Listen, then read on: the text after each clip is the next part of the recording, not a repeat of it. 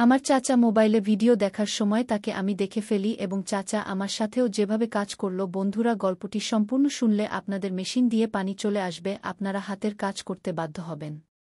আর হাতের কাজ করার আগে অবশ্যই আপনারা হাতের কাছে টিস্যু রাখবেন এবং কানে হেডফোন লাগিয়ে নিবেন। হ্যালো বন্ধুরা, আজকের গল্পটি অত্যন্ত রোমান্টিক। গল্পের সম্পূর্ণ মজা নিতে শেষ পর্যন্ত থাকুন। ছোটবেলা থেকেই আমার ইংরেজি সিনেমা দেখার খুব শখ ছিল। এটি সেই দিনের কথা যখন চাচা কাজের সূত্রে আমাদের বাড়িতেই থাকতেন। তার তখনও বিয়ে হয়নি। এক রাতে আমি চাচাকে খাবার দিতে তার রুমে গিয়ে হতবাক হয়ে গেলাম। আমার চাচা অদ্ভুত শব্দ করছিলেন এবং একা প্রোগ্রাম করছিলেন। আমি একটু এগিয়ে ঝুঁকে দেখলাম সামনে মোবাইলে একটি সিনেমা চলছিল। চাচা তার কাজে এতটাই মগ্ন ছিলেন যে তিনি টেরও পেলেন না কেউ রুমে ঢুকেছে। আমি বেশ কিছুক্ষণ তাকে এসব করতে দেখলাম। কয়েক মিনিট কেটে গেল, চাচা হাঁপিয়ে উঠলেন। চাচার নজর আমার উপর পড়ার আগেই আমি খাবার টেবিলে রেখে আমার রুমে ফিরে এলাম। আমার অবস্থাও এখন বেশ খারাপ হয়ে গিয়েছিল। আমি যুবতী ছিলাম এবং বিয়ের যোগ্য হয়ে উঠেছিলাম। এসব দেখে আমি সহ্য করতে পারছিলাম না। আমি আমার মোবাইলে একটি সিনেমা ডাউনলোড করে দেখতে লাগলাম।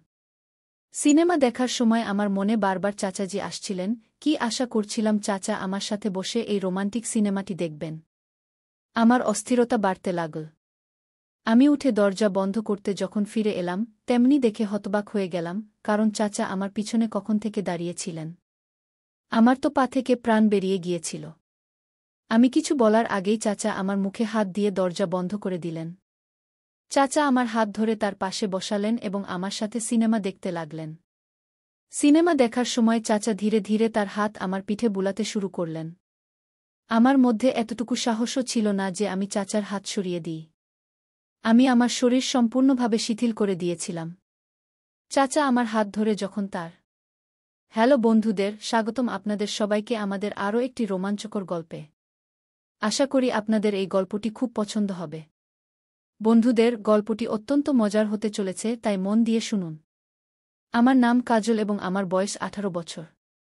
আমি আমার স্বাস্থ্যের খুব যত্ন নিই। আমার আম্মি জানের সম্পর্ক ছিল একটি গ্রামের সাথে এবং সেখানকার দেশি ঘি খুব বিখ্যাত ছিল। স্বাস্থ্য ভালো করার জন্য মানুষ এই দেশি ঘি ব্যবহার করত। তাই আমার আম্মি জান আমার জন্য চাচার ডিউটি লাগিয়ে দিয়েছিলেন, যিনি দূরের সম্পর্কে আমার আম্মার ভাই ছিলেন এবং সম্পর্কে তিনি আমার মামাও ছিলেন। কিন্তু আমি তাকে কখনো মামু বলতাম, কখনো চাচা বলতাম।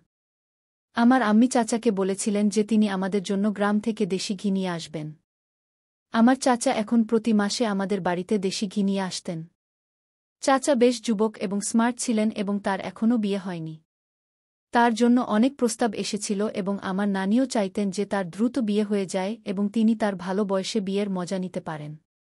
কিন্তু আমার চাচার কথা ছিল যে তিনি প্রথমে তার পড়াশোনা শেষ করবেন এবং যখন ভালো চাকরি পাবেন তখনই বিয়ে করবেন। তার এই কথায় সবাই চুপ হয়ে গিয়েছিলেন। আমার চাচার সাথে আমার খুব ভালো সম্পর্ক ছিল। এর কারণ ছিল যে আমি আমার মা-বাবার একমাত্র সন্তান ছিলাম এবং ছোটবেলা থেকেই আমি আমার চাচার খুব কাছাকাছি ছিলাম। আমার চাচা আমাকে খুব ভালোবাসতেন। কিন্তু যত আমি বড় হচ্ছিলাম তত আমার আম্মি জান আমাকে বোঝানো শুরু করেছিলেন যে এখন আমাকে আমার চাচা থেকে দূরত্ব বজায় রাখতে হবে এবং একটি সীমার মধ্যে থেকেই তাকে দেখা উচিত। এই কথায় আমি একটু মন খারাপ করেছিলাম। কিন্তু আমার চাচা যখন 1 মাস পর আসতেন তখন আমি তার সাথে অনেক গল্প করতাম। স্কুলের পর আমি এখন কলেজে পৌঁছে গিয়েছিলাম। কলেজে আমার একটি বন্ধু হয়েছিল। সে খুব ধনী পরিবার থেকে ছিল। তার পড়াশোনার সাথে কোনো সম্পর্ক ছিল না। এই কারণে আমারও পড়াশোনায় আগ্রহ কমতে লাগল এবং আমি অন্যান্য কাজে বেশি মনোযোগ দিতে লাগলাম। কিন্তু কেউ এই বিষয়ে গুরুত্ব দেয়নি, কারণ আমি ম্যাট্রিক বেশ ভালো নম্বর দিয়ে পাস করেছিলাম। একদিন আমার সই আমাকে একটি ইউএসবি দিল, যাতে সে অনেক সিনেমা ডাউনলোড করে রেখেছিল। আমি দ্রুত বাড়ি পৌঁছে রাত হওয়ার অপেক্ষা করতে লাগলাম। আমি এই কাজ রাতেই করতাম যাতে কেউ দেখতে না পায়। আমাদের বাড়ির উপরের রুমে একটি টিভি ছিল। রাত হলে ইউএসবি লাগিয়ে বসে যেতাম এবং একাই সেই সিনেমাগুলো দেখতাম। আর যদি কেউ উপরের অংশে থাকত তবুও আমি সহজেই সিনেমা দেখে নিতাম। একদিন সে ইউএসবি দিতে গিয়ে আমাকে বলল, আজ আমি তোমাকে এমন একটি সিনেমা দিচ্ছি যা তুমি আজ পর্যন্ত কখনো দেখনি। এই সিনেমা দেখে তোমাকে অনেক শান্তি মিলবে। আমি ইউএসবি নিয়ে নিলাম এবং অপেক্ষা করতে লাগলাম কখন রাত হবে এবং আমি সেই সিনেমাটি দেখব। কিন্তু রাতের আমি আর অপেক্ষা করতে পারলাম না এবং দিনের বেলাতেই উপরের অংশে গিয়ে ইউএসবি টিভিতে লাগিয়ে দিলাম। কিন্তু হঠাৎ আমি জানতে পারলাম যে আমার চাচা এসেছেন। আমি তার আসার খবরে এতটাই খুশি হলাম যে ইউএসবি ভুলে গিয়ে আমি তার সাথে দেখা করতে নিচে চলে এলাম। আমার চাচার পড়াশোনা শেষ হয়ে গিয়েছিল, তাই তিনি চাকরির খোঁজে আমাদের বাড়িতে থাকতে এসেছিলেন। আমি সারাদিন চাচার সাথে গল্প করলাম। রাতে আম্মি জান চাচাকে বললেন, তুমি উপরের ঘরে ঘুমাও। আমার চাচা উপরের অংশে চলে গেলেন, যেখানে টিভি লাগানো ছিল। আমার তখনই মনে পড়ল যে ইউএসবি সেই টিভির ভিতরে আছে। কিন্তু এখন আর কিছু করা সম্ভব ছিল না, কারণ চাচা তো ঘরের ভিতরে চলে গেছেন। কিন্তু যখন আমি রাতে তাকে খাবার দিতে গেলাম, তখন আমি বেশ অবাক হলাম, কারণ আমার চাচা অদ্ভুত অদ্ভুত শব্দ করছিলেন। আমি কিছুটা সন্দিহান হলাম এবং ভাবলাম, কেননা আমি তাকে জানালা দিয়ে দেখি যে সে আসলে কি করছে। আমি হালকা করে জানালা খুললাম, কিন্তু সামনের দৃশ্য দেখে আমার হুঁশ উড়ে গেল। কারণ সেখানে একটি নয়, বরং দুটি অদ্ভুত জিনিস ছিল। প্রথমত, সেখানে একটি চলচ্চিত্র চলছিল। এটি সেই একই চলচ্চিত্র যা আমার বন্ধু আমাকে দিয়েছিল, এবং এটি বেশ অশালীন একটি চলচ্চিত্র ছিল। দ্বিতীয়ত, আমার চাচা চলচ্চিত্র দেখার পাশাপাশি অদ্ভুত আচরণ করছিলেন। আমি এসব দেখে বেশ অস্থির হয়ে পড়লাম। আমার ইচ্ছা হচ্ছিল যে আমি এসব দেখতেই থাকি, কিন্তু আমি তা করলাম না, কারণ চাচার খাবার ঠান্ডা হয়ে যাচ্ছিল। আমি দ্রুত দরজায় টোকা দিলাম, তখন চাচা দরজা খুললেন। তিনি বেশ অস্থির এবং ঘাবড়ে গিয়েছিলেন। খাবার নেওয়ার পর তিনি দ্রুত দরজা বন্ধ করে দিলেন। এখন আমারও ইচ্ছা হচ্ছিল যে আমিও সেই চলচ্চিত্রটি দেখি, কারণ এটি দেখে আমি বেশ শান্তি পাচ্ছিলাম। কিন্তু আমি কিছুই করতে পারলাম না। আমি ভাবলাম যে চাচা বাইরে চলে গেলে আমি সেই চলচ্চিত্রটি ফেরত নেব। কিন্তু চাচা পরের দিন বাইরে আসলেন না। আমি রাতে আবার খাবার দিতে গেলাম, তখন চাচা সেই একই চলচ্চিত্র চালু রেখেছিলেন এবং চাচা আবার সেই একই কাজ করছিলেন। আমি কিছুক্ষণ তাকে এভাবে দেখতে থাকলাম, তারপর আমি তাকে খাবার দিলাম। এখন আমারও ইচ্ছা হচ্ছিল যে আমি আমার চাচার সাথে বসে সেই চলচ্চিত্রটি দেখি। এক রাতে আমি এমন করার সিদ্ধান্ত নিলাম এবং সরাসরি চাচাকে খাবার দিতে ভিতরে হঠাৎ করে চলে গেলাম। আমাকে হঠাৎ করে আসতে দেখে চাচা একদম ঘাবড়ে গেলেন। তার কাছে সময় ছিল না যে তিনি চলচ্চিত্রটি বন্ধ করতে পারেন। এই কারণে চলচ্চিত্রটি তখনও চলছিল এবং তাতে বেশ অদ্ভুত ধরনের দৃশ্য ছিল। এখন আমাদের দুজনের সামনে সেই চলচ্চিত্রটি চলছিল। আমি এসব কিছু বেশ অদ্ভুত লাগছিল, কিন্তু আমি সাহস করে চাচার সাথে বসে গেলাম। যখন চাচা আমাকে বললেন যে আমার এমন করা উচিত নয় এবং আমাকে আমার ঘরে ফিরে যাওয়া উচিত, তখন আমি চাচাকে বললাম যে এই চলচ্চিত্রটি আমার বন্ধু আমাকে দিয়েছে এবং এটি দেখার সময় আমার কাছে ছিল না। এই কারণে আমি আপনার সাথেই এই চলচ্চিত্রটি দেখব। আমার চাচা এখন হতবাক হয়ে গেলেন। তিনি আমার জিদের সামনে কিছুই করতে পারলেন না এবং আমি চাচার সাথে বসে সেই চলচ্চিত্রটি দেখতে লাগলাম। চলচ্চিত্রটি দেখে আমার অদ্ভুত লাগছিল। আমার চাচাও আমার অবস্থা দেখছিলেন। আমার এখন ঘাম হতে শুরু করল। তারপর হঠাৎ করে চাচা আমাকে বলতে লাগলেন, কাজল, তুমি আমাকে চাচা কেন বলো? আমি তো তোমার সম্পর্কে মামু হই। আমি বললাম, আমি আপনাকে মামু বলতে ভালো লাগে না, তাই চাচা বলি। কিন্তু চাচা বললেন যে তিনি চান যে আমি তাকে মামু জান বলে ডাকি। আমি বললাম, ঠিক আছে মামু জান, আজ থেকে আমি আপনাকে মামু জান বলেই ডাকব। জান হঠাৎ করে একটি হাত আমার কাঁধে রাখলেন। তার এমন করায় আমার খুব অদ্ভুত শান্তি লাগছিল। আমি কিছুক্ষণ পর মামু জান থেকে দূরে সরে গেলাম এবং ফিরে যেতে লাগলাম, তখন মামু জান বললেন, আমার কাছে এর চেয়ে ভালো চলচ্চিত্র আছে, আমরা তা কাল দেখব। তারপর আমি ফিরে এলাম। এখন সারারাত আমি অস্থির হয়ে রইলাম। আমার ঘুম আসছিল না। আমার মনে হচ্ছিল যে আমার সাথে কিছু হচ্ছে। পরের রাতে যখন সবাই ঘুমিয়ে পড়েছিল, তখন আমি মামুর ঘরে চলে গেলাম এবং আমরা দুজনে সেই চলচ্চিত্রটি দেখলাম। চলচ্চিত্র দেখার সময় মামু আবার সেই একই আচরণ করতে লাগলেন, যাতে আমার বেশ শান্তি লাগছিল। কিছুক্ষণ পর তিনি আমার আরও কাছে চলে এলেন এবং তারপর তিনি আমাকে শান্তি দিতে চেষ্টা করতে লাগলেন। আমি তাকে মানাও করলাম, কিন্তু তিনি বললেন যে কিছুই হবে না, নিশ্চিন্ত হও। তাই আমি তাকে অস্বীকার করলাম না। আমি এবং মামু জান যা চেয়েছিলাম তা আমাদের দুজনের সম্মতিতেই হয়েছিল। কিছুক্ষণ পর আমার বেশ ব্যথা হতে শুরু করল, কিন্তু তারপরও আমার বেশ শান্তি লাগছিল এবং আমার মনে হচ্ছিল যে আমি আকাশে উঠছি। মামু জান আমার সাথে চলচ্চিত্রের সেই দৃশ্যটি করেছিলেন। তিনি এই কাজটি বেশ দক্ষতার সাথে করছিলেন। সেদিন আমি রাতে বেশ দেরি করে আমার রুমে এসেছিলাম এবং খুব ক্লান্ত ছিলাম, কিছুক্ষণ পরেই ঘুমিয়ে পড়লাম। মামুর চাকরি বেশ ভালো জায়গায় লেগে গিয়েছিল, এই কারণে তাকে এখন আমাদের কাছেই থাকতে হচ্ছিল। এর সুবিধা ছিল যে আমরা এখন এগুলো নিয়মিত করতাম, এবং এর ফলে আমার শরীরে বেশ কিছু পরিবর্তন আসছিল। আম্মি আমাকে দেখেই বললেন, দেখো কাজল, বয়সের আগে এই সব পরিবর্তন ভালো লাগে না। তাই তুমি তোমার এই সব কাজ বন্ধ করো এবং মামুর সাথে বেশি লেগে থাকো না। কি তার কথায় আমি খুবই বিব্রত বোধ করলাম, কি করব বুঝতে পারছিলাম না। কিন্তু এখন আমি এই কাজের প্রতি অভ্যস্ত হয়ে পড়েছিলাম, এটি ছাড়া থাকতে পারতাম না। প্রতিদিন আমার বান্ধবীর বাড়ি যেতাম এবং ইউএসবিতে নতুন নতুন মুভি নিয়ে আসতাম। আমার মামু আমার জন্য অপেক্ষা করতেন। একদিন তো সীমা ছাড়িয়ে গেল যখন হঠাৎ আমার স্বাস্থ্য খুব খারাপ হয়ে গেল। আম্মি আমাকে দেখেই বললেন, তুমি এমন কি করেছ যে এত জ্বর এসেছে? কিন্তু তখন আমার ভয়ের অবস্থা। আমি মামুকে বলতেই তিনি আমাকে বললেন, তুমি চিন্তা করো না, আমি তোমাকে এমন একটি ওষুধ দেব যাতে তোমার স্বাস্থ্য একদম ঠিক হয়ে যাবে গু। পরের দিন রাতে মামু আমার রুমে এসে আমাকে ওষুধ দিলেন, এবং আমি খুব খুশি হলাম কারণ বুঝতে পারলাম এখন আমি যা ইচ্ছা করতে পারব, আমার কিছু হবে না। তাই আমি আবার মামুর কাছে যেতে লাগলাম, এবং আমরা দুজনে একসাথে মুভি দেখতাম। একদিন মামু বললেন, দেখো কাজল, যদি তোমার আম্মি জানতে পারেন, তাহলে তিনি তোমাকে এবং আমাকে কখনই ক্ষমা করবেন না। তাই আমাদের এই সব বন্ধ করে দেওয়া উচিত কি? কিন্তু আমি তাকে বললাম, দেখুন গু মামু, যতদিন না আপনার বিয়ে হচ্ছে ততদিন আমি আপনার সাথেই থাকব। দয়া করে আমাকে দূরে ঠেলে দেবেন না কি। এভাবে তিনিও বাধ্য হলেন।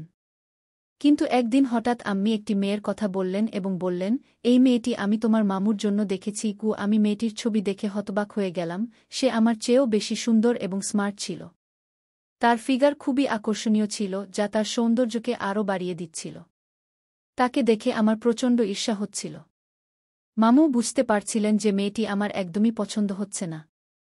কিন্তু আমি মামুকে বললাম, এই মেয়েটি খুব ভালো, আপনি তাড়াতাড়ি এর সাথে বিয়ে করে ফেলুন। তিনি বললেন, দেখো, যদি এই মেয়েটি আমার জীবনে আসে তাহলে আমি তোমাকে সেই সময় দিতে পারব না। তখন সেই সময় শুধু তারই হবে গু। আমি মামুকে বললাম, ঠিক আছে, আপনি বিয়ে করে ফেলুন, বাকি আমি নিজেই দেখে নেব খু, কারণ আমি জানতাম আমাকে কি করতে হবে। এভাবে মামুর বিয়ে পাকা হয়ে গেল, এবং এখন সেই মেয়েটি আমাদের বাড়িতে আসাও শুরু করল। সে ছিল খুব ফ্যাশন সচেতন, আমি তার ফ্যাশন দেখে হতবাক হয়ে যেতাম। আমার তো এত ফ্যাশন জানা নেই।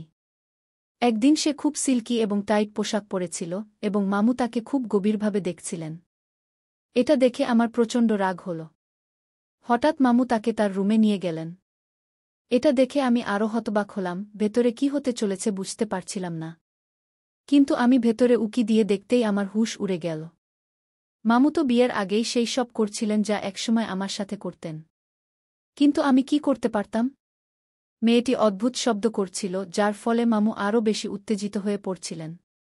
আমি অনেক চেষ্টা করলাম মামুকে দূরে রাখতে, কিন্তু এখন তা একদমই সম্ভব হচ্ছিল না। মেয়েটি এখন নিয়মিত আসত, এবং আমি জানতাম মামু তার সাথে কি করছেন। একদিন মামু আমাকে মন খারাপ অবস্থায় দেখে বললেন, দেখো কাজল, এখন তোমারও কোনো ছেলে খুঁজে নেওয়া উচিত কি। কিন্তু আমি বললাম, আমার কোনো ছেলে চাই না, এবং আপনাকে আমার জন্য চিন্তা করার দরকার নেই। আপনি আপনার হবু স্ত্রীর দিকে নজর দিন, আমার কথা ভাবা বন্ধ করুন। মামু বুঝে গিয়েছিলেন যে আমি সব জানি। তিনি আমার কাছে ক্ষমা চাইলেন এবং বললেন, কাজল, যদি তুমি বলো, আমি তার সাথে বিয়ে করব না কি। মামুর কথা শুনে আমি হতবাক হয়ে গেলাম, তিনি আমার জন্য এত বড় কুরবানি দিতে প্রস্তুত। কিন্তু আমি জানতাম এটা হবে না, একদিন না একদিন মামুকে তো বিয়ে করতেই হবে। যাই হোক, আমি মেয়েটির সাথে বন্ধুত্বও করে ফেলেছিলাম, এবং এখন আমরা দুজনে মিলে কথা বলতাম। একদিন আলাপচারিতায় আমি তাকে বললাম, তোমার ফিগার এত আকর্ষণীয়। আমি কিভাবে আছে আমাকেও কোনো উপায় বলো না গি। তারপর সে আমাকে কিছু বিশেষ ব্যায়াম করতে বলল এবং একটি ক্রিম লিখে দিল। বলল, এই ক্রিমটি তোমার শরীরে প্রতিদিন রাতে লাগাতে হবে গু। যেমন যেমন সেই মেয়েটি আমাকে বলেছিল, আমি তেমনি করলাম, এবং এভাবে আমার সৌন্দর্যও বৃদ্ধি ঘটল এবং আমিও যুবতী ও সুন্দর দেখাতে শুরু করলাম। একদিন আম্মি জান আমাকে ডাকতে লাগলেন, বললেন, তুমি কি ধরনের হটকারিতা করছ? বয়সের চেয়ে বড় দেখানোর শখ চেপে গেছে তোমার? তুমি তো মেয়েই থাকো ঘো। আমি আম্মি জানকে বললাম, দেখুন, এটা তো মেয়েদের গহনা, এটা ছাড়া মেয়ে সুন্দর হয় না গি। আমার এই কথা শুনে আম্মি জানও পিছিয়ে গেলেন। এভাবে তার বলা আমল করার পর আমি আরও বেশি হাসিন ও সুন্দর দেখাতে শুরু করলাম, এবং এখন তো মামু জানও আমাকে আরও বেশি দেখতে লাগলেন। কিন্তু আমি সিদ্ধান্ত নিয়ে ফেলেছিলাম যে আমি এখন আর কখনো তাদের আমার কাছে আসতে দেব না এবং তাদের এভাবেই জ্বালাব। জানের সেই মেয়েটির সাথে বিয়ে হওয়ার কথা ছিল। দিন দ্রুত কেটে যাচ্ছিল, কিন্তু বিয়ের রাতে হঠাৎই সেই মেয়েটির তবিয়ত খুব খারাপ হয়ে গেল। এই ব্যাপারে মামু জান খুবই উদাস হয়ে গেলেন এবং বললেন, আমি ভাবতেও পারিনি যে বিয়ের রাতে আমার সাথে এসব ঘটবে গু। আমি ভেতর থেকে খুব খুশি হচ্ছিলাম, কিন্তু বাইরে থেকে মামু জানের দুঃখকষ্টে শরিক ছিলাম। কিছুদিন পর সেই মেয়েটি সুস্থ হয়ে গেল, তখন মামু জান তার সাথে হানিমুনে যেতে লাগলেন। হঠাৎই সেই মেয়েটি বলল, দেখো কাজল, তুমিও আমাদের সাথে হানিমুনে চলো গু। আমি তার এই কথা শুনে হতবাক হয়ে গেলাম। আমি বললাম, না, হানিমুন তো কাপলদের জন্য, আমি সেখানে শেষমেশ কি করব? আমাকে কাবাবের হাড় হতে হবে না গি। কিন্তু আমার মামুর বউ বলল, দেখো কাজল, তুমি আমাদের সাথে থাকবে, তুমি আমাদের ছবি তুলবে। আমাদের ছবি কে তুলবে? মামু জানও বললেন, হ্যাঁ হ্যাঁ, এটা ঠিক, তুমিও আমাদের সাথে চলো গু। এভাবে আমি তাদের সাথে যেতে রাজি হয়ে গেলাম। আম্মি জান আমাকে অনেক মানা করেছিলেন এবং অনেক বুঝিয়েছিলেন, দেখো কাজল, তুমি সেখানে যেও না গি। কিন্তু আমি কি করতাম? আমি বাধ্য হয়ে সেখানে যেতে রাজি হলাম। উপরন্তু আমার মনেও ছিল যে আমি তাদের দুজনকে নজরে রাখব। এভাবে আমিও তাদের সাথে হানিমুনে চলে গেলাম। কিন্তু মামু জানের কাছে এত টাকা ছিল না যে তিনি 2টি রুম বুক করবেন, তাই তিনি একটি রুম বুক করলেন। এভাবে আমরা 3জন একটি রুমেই থাকতে শুরু করলাম। রাতে যখন আমি ক্লান্ত হয়ে ঘুমিয়ে পড়লাম, হঠাৎই আমার কানে আওয়াজ আসতে লাগল। আমি যেমনই চোখ খুললাম, সামনের দৃশ্য দেখে আমার হুঁশ উড়ে গেল, কারণ মামু জান ও মামি দুজনেই পরস্পরের সাথে প্রেমময় মুহূর্ত কাটাচ্ছিলেন। আমার চোখে বিশ্বাস হচ্ছিল না যে আমি এখনও এসব দেখছি। কিছুক্ষণ পরেই আমার মামি ঘুমিয়ে পড়লেন। অল্প কিছুক্ষণ পর মামু জান আমাকে তার কাছে ডাকলেন। আমি তার ইচ্ছা বুঝে গিয়েছিলাম, কিন্তু আমার মন ভেতর থেকে খুব ভয় পাচ্ছিল যে এখন কি হতে চলেছে। কিন্তু আমি এই সুযোগও হারাতে চাইনি, তাই তার কাছে চলে গেলাম। তিনি আমাকে তার পাশে বসালেন এবং আরাম করে বললেন, দেখো কাজল, তোমার মামির ঘুম খুব গভীর, সে এত সহজে উঠবে না, তাই তুমি নিশ্চিন্ত থাকো। আমরা যাই করি, তোমার মামির একদমই খবর থাকবে না গে। আমি বললাম, আমি এ ব্যাপারে একদমই নিশ্চিত নই যে মামির চোখ খুলবে না গে। তিনি বললেন, দেখো কাজল, তোমার মামি একদমই জাগবে না গে। আমি বললাম, যদি তাই হয়, তাহলে এমন কিছু করো যাতে মামি জানের জাগার সম্ভাবনা কম হয় গি। মামু জান বললেন, তুমি চিন্তা করো না, তোমার মামিকে আমি কিছুক্ষণ আগে দুধে একটি গোলা দিয়ে খাইয়ে দিয়েছি, এখন সে সারারাত আরামে ঘুমাবে গু। মামু জানের কথা শুনে এখন আমিও নিশ্চিন্ত হয়ে গেলাম এবং মামু জান খুব সতর্কতার সাথে প্রেমময় মুহূর্ত আমার সাথে কাটাতে লাগলেন। এই ভেবে আমি আরও বেশি হতবাক হয়ে গেলাম যে বিয়ের পর তিনি আমার সাথে এসব করবেন। কিন্তু আমার খুব ভালো লাগছিল, যদিও আমার নজর মামির দিকে ছিল যে সে যেন না জেগে ওঠে। কিন্তু মামি তবুও জাগেনি। কিছুক্ষণ পর আমি খুব ক্লান্ত হয়ে পড়লাম। আমি মামু জানকে বললাম, আপনি জিতেছেন, আমি হারলাম, এবার থামুন, আর পারব না গি। কিন্তু মামু জান বললেন, দেখো, আমি অনেক অপেক্ষা করেছি, আমি তোমাকে খুব মিস করি। তোমার মামির মধ্যে সেই গুণ নেই যা তোমার মধ্যে আছে গি। তারপর মামু জান আমাকে জিজ্ঞাসা করলেন, হঠাৎই তোমার মধ্যে এত পরিবর্তন কিভাবে হলো? মামু আমাকে দেখেই এসব বলছিলেন, তার চোখ আমার দিকেই ছিল। আমি বুঝে গিয়েছিলাম যে তিনি কি ইঙ্গিত করছেন। আমি মামুকে চোখ টিপে বললাম, এটা তো আপনার বিয়েই আমাকে বলেছে। সে আমাকে যা করতে বলা হতো, আমি তাই করতাম। রাত অর্ধেক হয়ে গিয়েছিল, আমি ক্লান্ত হয়ে ঘুমিয়ে পড়লাম। পরের সকালে মামি খুব খুশি ছিলেন, তারপর তিনি গোসল করতে চলে গেলেন। আমি জানতাম আমাকেও গোসল করতে হবে, কিন্তু মামি বললেন, এত ঠান্ডা, তুমি কেন গোসল করছ? আমি তাদের এই কথা শুনে নীরব হয়ে গেলাম। মামু জান বললেন, এটার অভ্যাস, এ তো প্রতিদিনই গোসল করে। মামু জানের এই কথা শুনে আমার প্রাণে প্রাণ এল। আলহামদুলিল্লাহ, মামু জান আমাকে বাঁচালেন। এভাবে আমিও গোসল করে ফ্রেশ হয়ে গেলাম। আমি বুঝে গিয়েছিলাম যে যতদিন আমরা হানিমুনে থাকব, আমার সাথে এগুলো চলতেই থাকবে। না চাইলেও তাদের ছবি তো তুলতাম, কিন্তু এখন আমার উদ্দেশ্য ছিল অন্য কিছু। রাতে আমি অপেক্ষা করতাম, কিন্তু যেই মামি ঘুমাতেন, মামু জান আমাকে তার কাছে ডেকে নিতেন। কিন্তু আমি জানতাম যে এসব এখন ভুল, এবং এসব কতদিন চলবে। ওষুধটা আমার কাছেই ছিল, এই ওষুধের উপর ভরসা করে আমি নিশ্চিন্ত ছিলাম, তাই তার কোনো চিন্তাও ছিল না। কিন্তু আমি জানতাম যে সামনে আমার জন্য খুব কঠিন হবে, যদি আমার বিয়ে হয় এবং আমার ভাবি স্বামী জানতে পারে যে আমি আগেই এসব করেছি, তাহলে সে নিশ্চিত আমাকে ছেড়ে দেবে। এই ভয়েই আমি সব ছেড়ে দিয়েছিলাম এবং মামু জানকেও বলেছিলাম যে এখন আমাকে আমার জীবনে এগিয়ে যেতে হবে। আমি চাইনি যে কেউ আমার উপর সন্দেহ করুক। মামু জানও বললেন, দেখো কাজল, আমি তোমার জন্য ছেলে খুঁজব, কিন্তু খেয়াল রাখবে যেন সে কিছুই না জানে যে তুমি আগে এসব করেছ। মামু জানের কথা শুনে আমি খুব খুশি হলাম, আমার মাথা থেকে একটা বড় বোঝা নেমে গেল। এভাবেই মামু জান একটা ছেলে খুঁজে দিলেন যে খুবই শান্ত এবং ভোলা ছিল। সে কিছুই জানত না, তাকে দেখে আমার প্রাণে প্রাণ এল। এভাবেই আমার এবং তার বিয়ে হয়ে গেল। আমার জীবন আরও ভালোভাবে চলতে লাগল, কিন্তু সেই ছেলে আমাকে ততটা খুশি রাখতে পারত না, যতটা আমি আমার আগের জীবনে খুশি ছিলাম এবং আমার মামুকে মনে করতাম। তারপর একদিন মামু জান আমাকে একটা ওষুধ দিলেন এবং বললেন, এটি তুমি তোমার স্বামীকে খাওয়াবে, এটি তোমাকে খুব খুশি রাখবে। আমি তাই করলাম, কিন্তু আমার স্বামী আমাকে মানা করতে লাগল এবং বলল যে এমন ওষুধের স্বাস্থ্য ভালো থাকে না। কিন্তু আমি সিদ্ধান্ত নিয়েছিলাম যে আমি তাকে এই ওষুধ খাওয়াবি। আমি দুধে ওষুধ মিশিয়ে আমার স্বামীকে দিতাম। আমার স্বামী যেই ওষুধ খেত, সে তৎক্ষণাৎ আমাকে তার কাছে ডাকত এবং তখন আমি সারা জীবনের সুখ পেতাম। আমি আমার মামু জানকে অনেক ধন্যবাদ দিলাম, কারণ তার জন্যই আমার জীবন এত সুন্দর এবং সুখময় হয়ে উঠেছিল। তাহলে বন্ধুরা, আজকের গল্প এটাই ছিল। এই গল্প সম্পর্কে আপনার মতামত আমাদের কমেন্টে জানাবেন। ভিডিও ভালো লাগলে লাইক করুন, শেয়ার করুন, সাবস্ক্রাইব করুন। ধন্যবাদ।